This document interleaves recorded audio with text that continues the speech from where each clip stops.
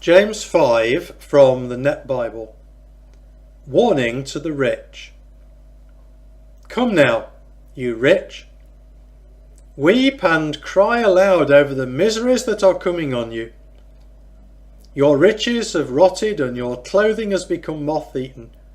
Your gold and silver have rusted, and their rust will be a witness against you.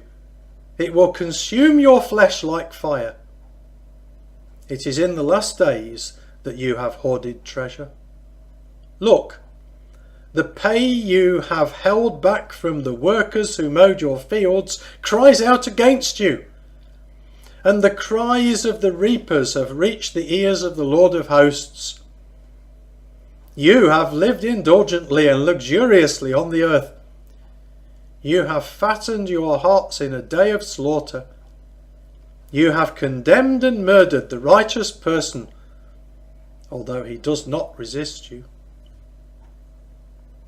Patience in suffering. So be patient, brothers and sisters, until the Lord's return.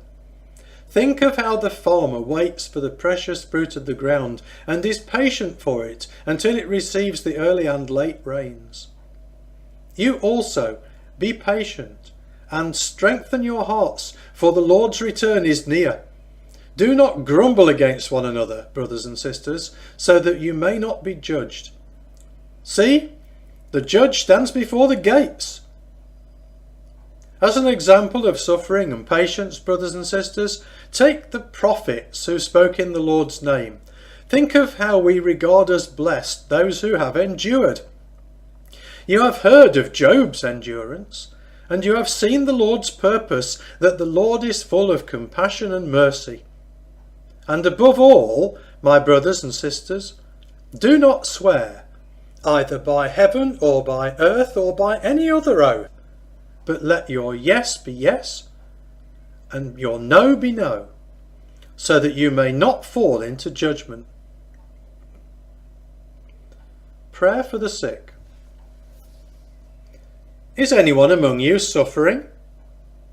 He should pray. Is anyone in good spirits? He should sing praises. Is anyone among you ill? He should summon the elders of the church, and they should pray for him and anoint him with oil in the name of the Lord. And the prayer of faith will save the one who is sick, and the Lord will raise him up. And if he has committed sins, he will be forgiven. So confess your sins to one another and pray for one another so that you may be healed. The prayer of a righteous person has great effectiveness. Elijah was a human being like us, and he prayed earnestly that it would not rain, and there was no rain on the land for 3 years and 6 months. Then he prayed again, and the sky gave rain, and the land sprouted with a harvest.